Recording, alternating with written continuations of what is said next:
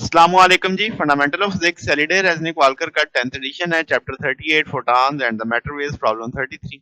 वो कहता है कितनी परसेंटेज आएगी फोटॉन एनर्जी की चेंज में कुलैयन में अगर फाई आपके पास 90 डिग्री हो, रेडिएशन माइक्रोवेव रेंज में 3 सेंटीमीटर की हो, विजिबल रेंज में 500 नैनोमीटर की रेंज में हो और एक्सरे की रेंज में 25 पिकोमीटर की रेंज में और गामा की में 1 मेगा इलेक्ट्रॉन वोल्ट की रेंज में हो।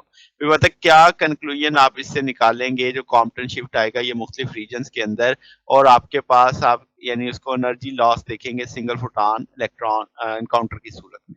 सबसे पहले तो हम फ्रैक्शनल चेंज को कंसीडर करते हैं। हम कहेंगे डेल्टा ई बाई ई है तो ये ऊपर change in energy divided by original energy, इसको हम वेवलेंथ की लैंग्वेज में ले जाएंगे सारा स्टेप्स करते हुए, तो lambda over lambda plus delta lambda आ जाएगा। एलसीएम उठा के सॉल्व करेंगे तो delta lambda over lambda plus delta lambda, lambda delta lambda से मल्टीप्लाई भी कर देंगे, डिवाइड भी कर देंगे, तो ये शक्ल में आ जाएगा। अब नीचे डेल्टा लैम्डा की वैल्यू डाल देंगे, ये सारी वैल्यू।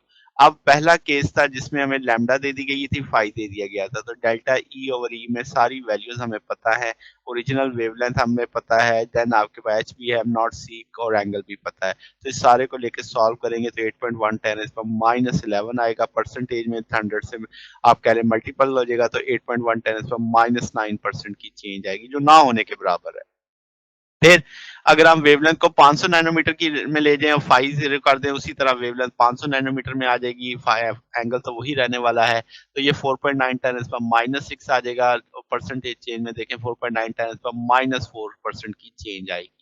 इसी तरीके से वेवलेंथ अगर हम एक्सरे वाले में 25 पिकोमीटर पे ले जाते हैं तो ये 25 पिकोमीटर वेवलेंथ की वैल्यू लग गई और आपके पास उसी तरह कॉस 90 है, तो ये आपके पास 8.9 -2 जो परसेंटेज में 8.9% की चेंज आ जाएगी।